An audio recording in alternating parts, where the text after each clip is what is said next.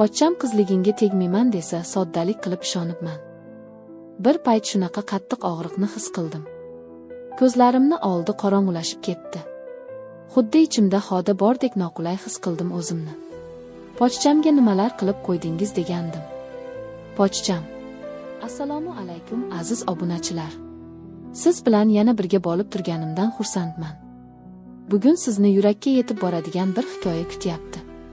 Kanalga obuna bo'ling, fikringizni yozing, sizning qo'llab-quvvatlashingiz men uchun eng katta ilhom. Men opamnikiga vaqtincha yashashga ko'chib kelganimda, hayotim yangidan boshlanganday bo'ldi.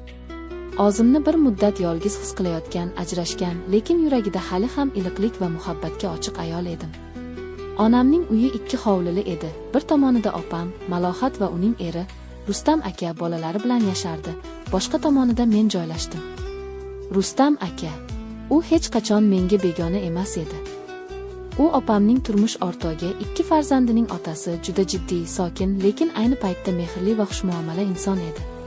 Meni doimo singlim deb atar, hurmat bilan muomala qilardi. Boshida bu shunchaki odatiy qarindoshlik aloqasi deb o'ylardim. Ammo vaqt o'tgan sayin yuragimda nimadir o'zgarib borayotganini sezdim. Uning har bir qadamida, har bir harakatida qandaydir mehr, xotirjamlik va men ilgari sezmagan issiqlik bor edi. U bolalarini maktabga olib borar, ishga ketar, kechga yaqin bog'dan qovun tarvuz bilan qaytardi. Men esa har safar derazadan unga qarab turganimni o'zimga tan olishdan uyalar, ammo nigohlarimni yashira olmasdim. Bir kuni kechki ovqatga Malohat meni taklif qildi. Hovli ustidagi yorqin lampalar ostida biz kulishib o'tirdik. Rustam aka ko'p gapirmasdi, lekin har safar nimadir deganda, nigohi tog'ridan tog'ri ko'zlarimga qadalardi. O'sha nigohlar meni oylantirar, yuragimni chulgab olardi. Vaqt o'tdi. Malohat bir haftaga Toshkentga xizmat safariga ketdi. Onam esa qarindoshnikiga ketgan edi. Uyda men, bolalar va Rustam aka qoldik. O'sha kunlarda havo galati edi.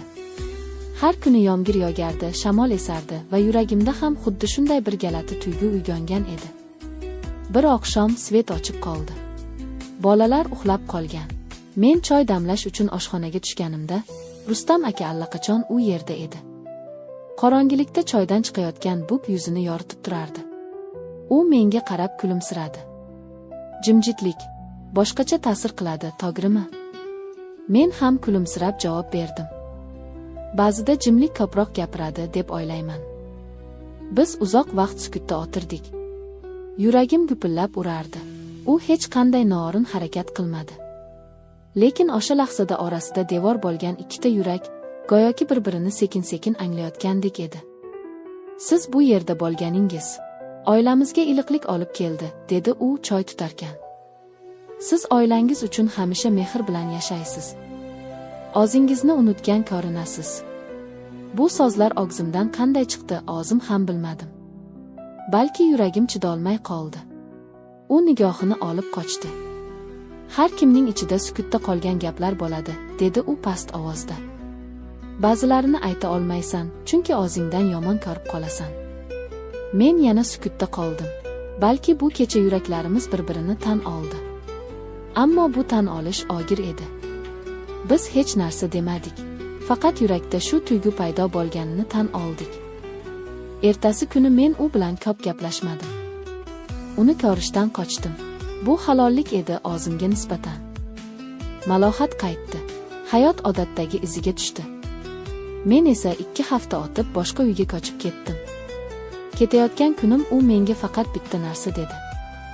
Ba'zida eng katta muhabbat aytilmagan, sodir bo'lmagan muhabbat bo'ladi. Men hech narsa demadim. Unga qaradim, lekin ko'zlarim yoshga to'la edi. Yuragimda esa shu so'z yondi. Seni ko'nglim tan oldi, ammo hayot rad etdi. Yangi uydagi hayot boshqacha edi. Yolg'izlik meni tinimsiz quchoqlardi. Hamma narsa bor edi, shinam xona, ozoda xona gullari, hatto derazadan tushadigan quyosh ham.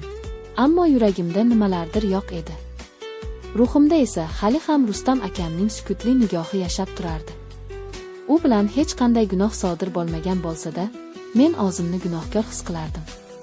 Chunki yuragimda boshqa bir ayolning eriga nisbatan begona emas, balki qadrli inson sifatida tuyg'u paydo bo'lgandi. Bu esa meni ichimdan yeb bitirar, Har tong uyg'onishim bilan ko'ksimda bir boyqiq tuyg'uni his qilardim. Vaqt o'tdi. Oylar o'tib men ishga joylashdim. Kitob do'konida ishlay boshladim. O'sha yerda bir yigit Sardor bilan tanishdim. U kulgich, xushmuomala va zukko edi. Menga hamisha yordam berar, so'zlarida muloyimlik sezilardi.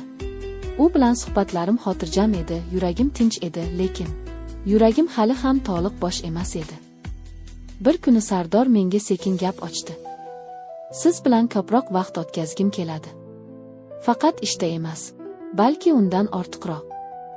Men jim qoldim. So'zsiz qalbimda Rustam aka bor edi. Ammo bu tuyg'u aytilmagan, tan olinmagan va amalga oshmagan edi. Men hayotda bor bo'lmagan hisni ushlab, borligimni qurbon qilayotganimni angladim. Oradan bir oy o'tib Sardor menga sovchi yubordi. Onam mamnun edi. Men 2 kecha yig'ladim. Qarangki, men hali ham yuragimda bir odamga joy ajratganman. U esa menga bir kun ham men seni sevaman demagan. To'yga tayyorgarliklar ketayotgan pallada men opamnikiga bordim. U meni bagriga bosdi. Bolalari ulgaygan, Rustam aka esa endigina ishdan qaytgan ekan. Uni ko'rib yuragim yana gupillab urdi. "Salom, singlim. Qayerda yuribsan?" dedi u yuzida iliq tabassum bilan. "Ish, to'yga tayyorgarlik, hayot." U bir zum jim qoldi, keyin sekin: "Sizni ko'rganimga xursandman. Balki bu bizning oxirgi ko'rishimizdir." Bu so'z yuragimni teshib o'tgandek bo'ldi. Men u tomonga qaray olmadim. Yuragimda bir nido chiqdi. "Ne sabab sen mening emasligingni taqdir erta hal qildi." O'sha oqshom ketdim. Yuragim yomon ezildi. To'y kuni kelganda men uzoq o'yladim. Sardor yaxshi yigit, lekin Rustam qalbimda muhrlangan odam edi. To'y o'tdi. Yangi hayot boshlandi. Men urindim, chin dildan urindim sevishni, unutishni, yaxshi ayol bo'lishni. Sardor meni sevdi. Men unga yomonlik qilmadim. Ammo yuragimdagi bir burchak hali ham Rustam akaning ovozi bilan to'lib turardi. 3 yil o'tdi. Bolam tugildi. Hayotim tinch edi. Men ona bo'ldim, turmush o'rtog'im bilan birga o'z uyimizda yashardik. Lekin bir kun ijtimoiy tarmoqda tasodifan opamning postiga ko'zim tushdi. Rustamning yuragi to'xtadi. Janoza bugun soat 14 da. Ushbu jumlalarni ko'rib yuragimdan nimalardir uzilib tushdi. Nafasim qisildi. Yig'lashga ham majolim yo'q edi. Ichimdan faqat bitta narsa o'tardi. U meni sevardimi? Men unga kim edim? Nega aytmadik? Janozaga borolmadim. Yuragim ko'tara olmadi. Lekin kechqurun bolamni quchoqlab o'tirarkanman, ko'zlarimdan yosh sizib chiqdi. Balki u ham shu damda osmonda menga qarab turgandir. Sukutda yana o'sha nigohi